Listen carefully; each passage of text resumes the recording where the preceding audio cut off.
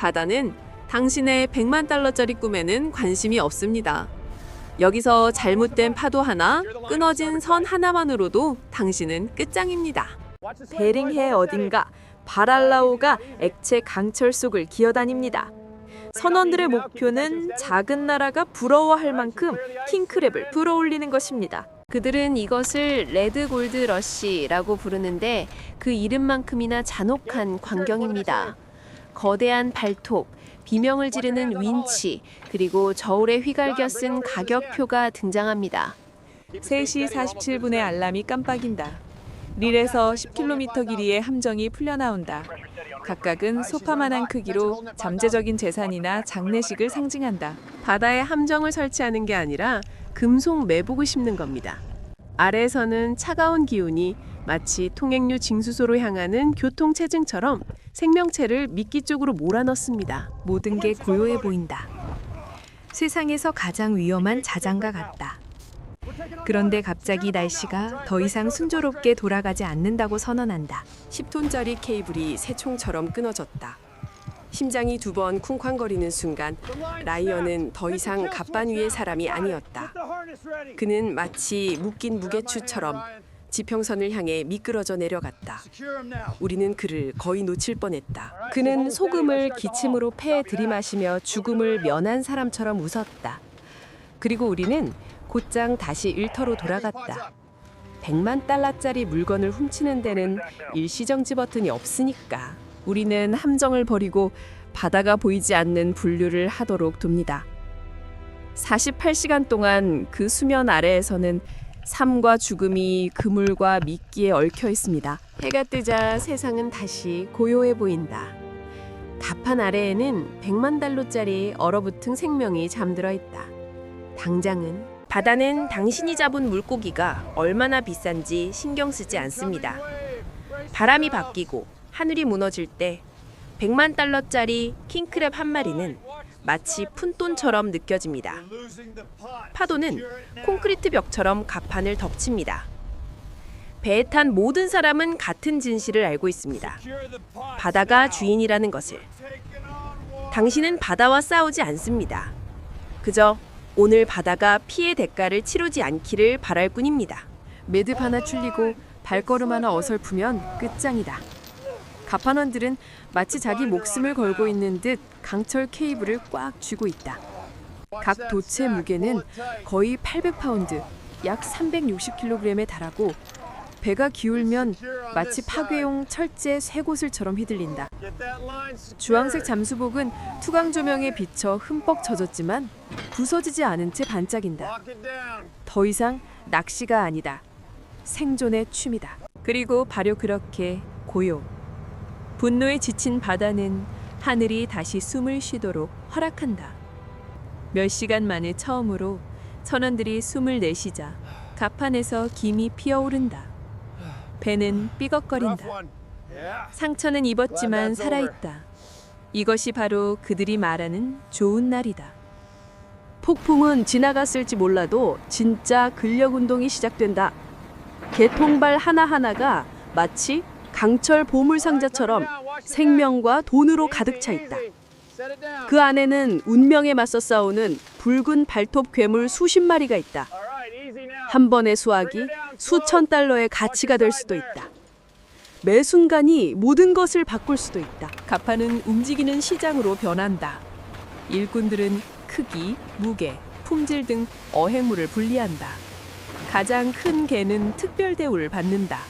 개당 수천 달러의 가치가 있기 때문이다. 나머지는 어쩌면 다음 배송으로 넘어갈지도 모른다. 발톱이 금속에 부딪히는 소리가 귀청이 터질 듯하다. 탐욕과 생존의 화려한 오케스트라 같다. 갑판 아래에서는 자동화가 작동한다. 컨베이어 벨트는 윙윙거리고 계량대는 LED로 정밀하게 깜빡인다. 이건 어선이 아니라 떠다니는 공장이다. 킹크랩 하나하나는 최종 운송을 위해 포장되기 전에 스캔, 태그, 기록 과정을 거친다. 가공이 끝나면 남극 대륙의 심장부보다 더 차가운 급속 냉동고에 들어갑니다. 몇 초 만에 살아있는 생명체는 얼어붙은 자산이 됩니다. 그 소리는 잊히지 않습니다. 질소의 휙휙거리는 소리, 순식간에 얼어붙는 금속성의 딱딱거리는 소리. 현대의 진보로 위장한 잔혹한 효율성입니다. 몇 시간 만에 냉동 킹크랩 상자에 라벨을 붙이고 밀봉하여 수출 준비를 마칩니다. 지게차는 마치 무용수처럼 움직입니다. 헬리콥터는 본토로 가장 빠른 운송을 위해 근처에서 맴돌고 있습니다. 럭셔리는 기다려주지 않으니까요. 도쿄 어딘가에서는 이미 셰프가 받은 편지함을 새로 고치고 있습니다. 선원들이 잠이 들 무렵 그들이 잡은 어획물은 이미 태평양을 건너고 있었다. 도쿄의 고급 해산물 경매장에서 상자들은 보물 상자처럼 열렸다. 카메라 플래시가 터지고 셰프들은 가격을 속삭이며 개 한 마리는 소형차 한 대보다 더 비싼 가격에 팔렸다. 100만 달러 더 부유해지고 몇 년 더 나이 들었다. 이 남자들에게 중요한 건 월급이 아니라 그 돈을 버는 데 드는 비용이다. 극소수만이 누릴 수 있는 사치를 위해 목숨을 건다. 그리고 내일이면 다시 바다로 나갈 것이다. 바다는 언제나 그들을 부르기 때문이다. 여정은 부두에서 끝나지 않습니다. 한층 더 높은 차원으로 올라갑니다. 어선에서 내린 이 얼어붙은 백만장자들은 개인 물류의 세계로 들어갑니다. 평범한 공항 화물칸이 아니라 생체인식 스캐너가 설치된 깨끗하고 온도 조절이 가능한 금고입니다. 각 상자는 왕실의 보석처럼 추적됩니다. 해산물 귀족의 세계에 오신 것을 환영합니다. 도쿄의 미슐랭 스타, 미군 깊숙한 곳에서 셰프가 상품 포장을 뜯습니다. 카메라가 돌고 직원들이 속삭이는 동안 킹크랩은 신성한 유물처럼 카운터 위에 놓입니다. 앞으로 6시간 동안 킹크랩은 해부되고 쪄지고 예술작품으로 재탄생합니다. 가격표는 한 접시에 3,000달러. 아이러니, 값을 매길 수 없습니다. 오늘 저녁 식사 손님들은 운전기사를 타고 도착합니다. 억만장자, 인플루언서, 그리고 신비로운 미술품 수집가까지. 그들은 바다의 노동으로 만든 음식을 먹고 지속 가능성에 대한 해시태그와 함께 게시할 겁니다. 아이러니하게도 굳이 양념을 칠 필요도 없습니다. 몇 분 만에 이 요리는 인스타그램에 올라왔습니다. 해시태그 바다의 고급스러움, 해시태그 지속 가능한 해산물, 해시태그 가치 있는. 아이러니한 건 이 요리를 잡은 어부에게는 와이파이조차 없다는 사실입니다. 하지만 도쿄가 끝이 아닙니다. 세계에서 가장 풍부한 위식가들이 기다리고 있습니다. 두바이, 런던, 모나코. 냉동 게를 실은 모든 항공편은 사치로 치장한 세계적 식욕의 또 다른 상징입니다. 더 이상 해산물이 아닙니다. 지위입니다. 지중해에 있는 억만장자의 요트에서 해산물 파티가 열립니다. 한때 얼어붙은 베링 해역에서 끌어올려진 바로 그 개가 이제 탁 트인 바다의 샹들리에 아래 자리 잡고 있습니다. 캐비어, 샴페인, 그리고 죄책감까지 이 모든 것이 준비되어 있습니다. 억만장자의 접시에 놓인 완벽한 킹크랩 하나마다 수백 마리가 버려집니다. 너무 작고 너무 손상되고 너무 불운해서요. 바다로 돌아가면 쓰레기는 조용히 가라앉습니다. 시야에서 사라지고 양심의 가책도 사라집니다. 사치는 발자국을 남기지 않습니다. 뼈대만 남깁니다. 억만장자들을 먹여 살렸던 그 바다는 이제 더 고요해지고 있다. 개도 줄고 물고기도 줄고 기계는 더 빨라지고 바다는 더 좁아졌다. 하지만 저 멀리서 또 다른 트롤 어선이 굉음을 내며 움직이기 시작한다. 이 악순환은 언제나 다음 희생자를 찾는다. 한편 베링의 어딘가에서 같은 선원들이 다시 장비를 갖추기 시작한다. 새로운 밧줄, 같은 위험, 무전이 끊긴다. 또 다른 100만 달러짜리 추격전이 시작된다. 그들이 추구하는 것은 영광이 아니다. 모험으로 위장한 생존이다. 100만 달러, 1000가지 위험, 끝없는 바다. 한편에는 사치가, 다른 한편에는 생존이, 그리고 그 사이에는 인류의 굶주림 한가운데 갇힌 개 한 마리가 있다. 도쿄, 오전 4시 45분. 도시는 아직 잠에서 깨지 않았지만 치키지 시장은 이미 카페인과 집착으로 활력을 얻은 살아있는 유기체처럼 활기를 띠고 있습니다. 냉동 상자 안 어딘가에 폭풍, 얼음, 산업의 발톱을 뚫고 살아남은 생명체가 있습니다. 7자릿수의 메뉴 때문에 죽어가고 있습니다. 럭셔리의 첫 번째 목적지, 해산물 자본주의의 아침 교향곡에 오신 것을 환영합니다. 그들은 마치 보물상자를 열어보듯, 그리고 실제로는 보물상자와 같다. 이곳의 킹크랩 한 마리는 도쿄의 평균 직장인이 한 달에 버는 돈보다 더 비싸다. 주황색 장갑을 낀 손이 외과 의사의 정밀한 손놀림으로 진홍색 괴물을 들어 올린다. 바다 냄새와 돈 냄새가 뒤섞인다. 경매인은 소리치지 않는다. 그는 노래한다. 알고리즘보다 오래된 리듬, 살덩어리를 제물로 바꿔온 세대에서 태어난 노래. 발톱 하나하나, 킬로그램 하나하나가 전통으로 포장된 입찰 전쟁으로 변한다. 어딘가에서 미슐랭 레스토랑의 구매자가 눈 하나 깜빡이지 않고 손을 든다.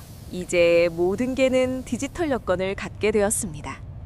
마치 고급 기술처럼 스캔하고 태그를 달고 기록합니다.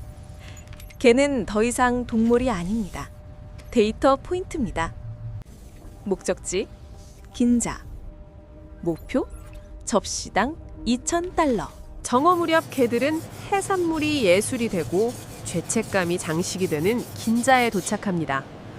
어선보다 비싼 식당 안에서 셰프는 의식처럼 칼을 갈고 있습니다. 그는 낚시를 하는 것이 아니라 멸종을 관리합니다. 모든 동작이 외과 수술처럼 정교합니다. 플레이팅은 예술 작품으로 위장한 범죄 현장처럼 보입니다.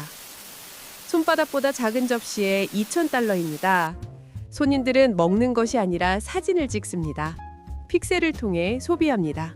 어딘가에서 맞춤 정장을 입은 억만장자가 바다의 맛을, 아니 바다의 잔해를 맛보고 있다. 그는 마치 바다의 고통을 이해하는 듯 엄숙하게 고개를 끄덕이고는 샴페인 한 병을 더 주문한다. 드론이 도쿄만 위를 날고 있습니다. 아래에서는 배들이 더 많은 바다의 보물을 하역하고 있습니다. 위에서는 LED 조명으로 반짝이는 고층 빌딩들이 보입니다. 바다에서 돈으로, 돈에서 공허로 이어지는 완벽한 순환입니다. 헌 시프는 카메라 밖에서 이렇게 고백합니다. 우리는 고급 요리를 제공하지만 저는 의미 있는 요리를 제공하는 것을 꿈꿉니다. 그는 긴장한 듯 웃습니다. 요리 한 접시에 2,000달러를 주고는 의미 있는 요리를 팔 수 없기 때문입니다. 다음 정거장은 고급 요트 케이터링입니다. 떠다니는 궁전에서 마지막 왕을 먹는 것만큼 바다에 대한 존경을 표현하는 것은 없으니까요. 요트는 마치 잘못된 결정들을 모아놓은 떠다니는 박물관처럼 도쿄만을 미끄러지듯 나아간다. 2억 달러의 비용이 들고 어선단이 일주일 동안 소모하는 연료보다 더 많은 연료를 하루에 소모한다. 그리고 오늘 밤 이 요트는 바다의 마지막 왕들을 황금 접시에 담아 제공한다.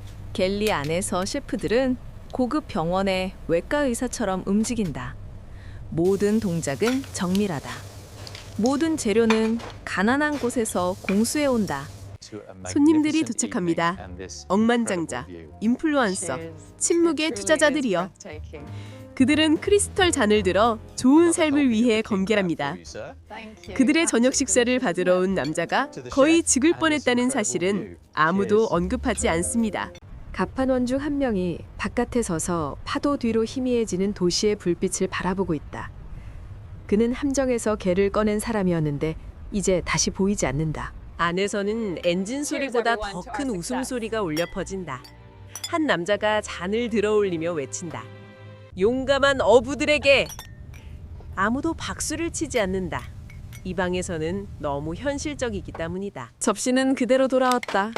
100만 달러짜리 어획물이 디자이너 그릇의 나무님식으로 전락했다. 그들이 채우는 건 허기가 아니다. 자존심이다. 요트 뒤쪽에는 온수 수영장이 있는데 인피니티 엣지가 흑해를 향해 펼쳐져 있다. 한 억만장자가 수영장을 응시하지만 그 안에는 자신의 모습만 비친다. 그의 기억 속에 발톱 자국이 떠오를 때까지. 카메라가 플래시백을 한다. 폭풍. 함정, 비명, 그리고 사람이 물에 빠지는 순간. 사치는 사라지고 거친 바다의 폭력이 돌아온다. 그것은 향수가 아니라 죄책감이다. 현재로 돌아와 웃음소리가 다시 들린다. 수영장에 있던 남자가 걸어가고 그의 모습은 침묵 속에 떨리는 채로 남겨진다. 유트 아래 깊은 어둠 속에서 바다가 웅웅거린다. 낮고 오래되고 감흥이 없다. 이런 광경을 전에도 봤었다. 또 볼 것이다. 밤은 조용히 끝을 맺는다. 접시는 치워지고 샴페인은 사라진다. 바다가 기다린다. 시장으로 돌아와 보니 게잡이 탱크는 텅 비어 있었다. 내일이면 새로운 개들이 들어올 것이다. 바다가 아직 허락한다면 말이다. 모니터에는 실시간 데이터가 표시되어 다음 배송물이 이미 출발했음을 보여줍니다. 공감이 없는 효율성입니다. 깊은 곳 어딘가의 바다는 모든 것을 기록한다. 바다는 용서하지 않는다. 기록한다. 사치는 사라지고 바다만 남았다. 그리고 그 사이 어딘가에서 한 남자가 여전히 두개골 속에서 파도가 울부짖는 소리를 듣고 있다. 우리는 바다에서 무언가를 얻고 그것을 진보라고 부릅니다. 얼어붙은 상자 하나하나, 바코드 하나하나가 작은 무덤입니다. 우리는 그것을 냉동하고 배송하고 브랜드를 붙이고 판매합니다. 그리고 어느 순간 우리는 그것이 무엇이었는지 더 이상 기억하지 못하게 됩니다. 우리는 그것을 금으로 도금하고 사치품이라는 브랜드로 세상에 팔아치운다. 하지만 시장의 불빛은 언제나 꺼진다. 그리고 바다는 결코 잊지 않는다. 고요함만이 남을 때까지. 배도 없고 함정도 없다. 오직 바다만이 홀로 숨 쉴 뿐이다. 그리고 마지막 파도가 부서지면 어쩌면 바다가 마침내 우리를 먹어치울지도 모른다. 갑판이 마침내 조용해졌다. 크레인은 움직이지 않고 함정은 텅 비어 있다. 주황색 슈트 몇 벌이 난간에 기대어 서 있다. 영웅도 악당도 아닌 그저 지쳐 보인다. 발전기 윙윙거리는 소리 아래 바다의 심장박동 소리가 들리는 듯하다. 이건 승리가 아니다. 생존이다. 예전에는 바다가 끝이 없다고 생각했어. 함정만 충분히 던지면 영혼이 줄 거라고. 하지만 매년 잡은 물고기는 가벼워지는 것 같아. 얼음은 더 두꺼워지고 고요는 더 깊어져. 어쩌면 바다는 반격하는 게 아니라 그냥 포기하는 걸지도 몰라. 10만 개의 생명이 냉동, 상자 포장, 벌목, 배송됩니다. 도쿄 어딘가에서 억만장자 셰프가 그중 하나를 금박으로 장식하고 있습니다. 여기서 우리는 다음 배송을 포장합니다. 그리고 그저 사업인 척합니다. 그들은 그것을 진보라고 부릅니다. 그들은 효율이라고 말합니다. 하지만 모든 완벽한 상자에는 다시는 돌아오지 않을 심장 박동이 담겨 있습니다. 우리는 바다에서 무언가를 얻어 그것을 진보라고 부릅니다. 우리는 그것을 얼리고 실어보내고 브랜드를 붙이고 판매합니다. 침묵만이 남을 때까지 말입니다. 그리고 마지막 파도가 부서질 때쯤 어쩌면 바다가 마침내 우리를 먹어치울지도 모릅니다. 다음은 세계에서 가장 비밀스러운 해산물 저장고입니다. 도쿄만 아래 숨겨져 있습니다. 로봇이 어떤 물고기를 키우고 어떤 물고기를 왕에게 바칠지 결정하는 곳입니다.